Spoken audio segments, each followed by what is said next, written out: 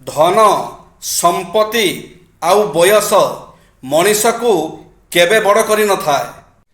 ଅସଲ ବଡ଼ ଲୋକ ତ ସେ ଯିଏ ଅନ୍ୟର ଖୁସିରେ ନିଜର ଖୁସି ଦେଖିଥାଏ। ଯେ ଲୁଣ ଭଳି କଡ଼ା ଜ୍ଞାନ ଦେଉଥିବା ଲୋକ ପ୍ରକୃତରେ ଆମର ବନ୍ଧୁ ଅଟନ୍ତି। କାରଣ ଇତିହାସ ସାକ୍ଷୀ ଅଛି, ଆଜି ପର୍ଯ୍ୟନ୍ତ ଲୁଣରେ କେବେ ପୋକ ଲାଗିନାହିଁ।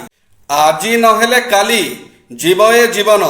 ଯାହାକୁ ମୋର ମୋର ବୋଲି ଭାବୁଛନ୍ତି, ସବୁ କିଛି ଛାଡ଼ି ଯିବାକୁ ହେବ ଗୋଟେ ଦିନ ସେହି ପାପ ପୁଣ୍ୟର କର୍ମ।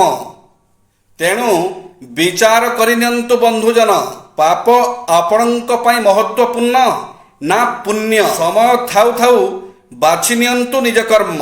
ମୋର କିଛି ଯଦି ଭୁଲ ହୁଏ ତାହେଲେ ଅନ୍ୟମାନଙ୍କ ଆଗରେ ପ୍ରକାଶ ନ କରି ମୋତେ କୁହନ୍ତୁ, କାରଣ ତାହା ମୁଁ ହିଁ ଠିକ୍ କରିପାରିବି, ଅନ୍ୟମାନେ ନୁହେଁ।